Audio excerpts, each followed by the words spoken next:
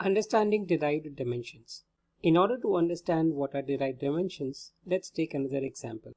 First of all, derived dimension is also a dimension. And the word derived means it is not available in the data originally, but is derived based on some logic or business condition. For example, let's again look at our example where order date is shown like this.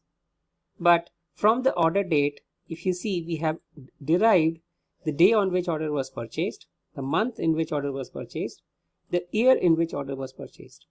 So from the dimension order date, we have derived three more dimensions: day, month and year. How could we do this?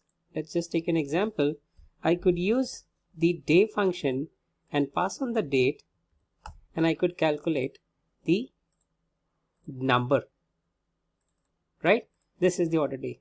Or I could use the month function and pass on the date, and this will give me the month number of the given date. This is an example of derived dimension. There could be another way, or another way we could look at the derived dimension.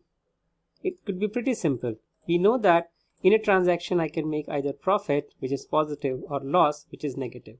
So what if I wanted a label which could say whether a transaction ended up in profit or loss? So I'll write a simple if logic, and I'll say if the profit value is greater than 0, then I will say profit. Otherwise, I'll say loss. And if I extend this, I have got a dimension which is derived from the profit column, which has two values, loss and profit. This is what you call as derived dimension.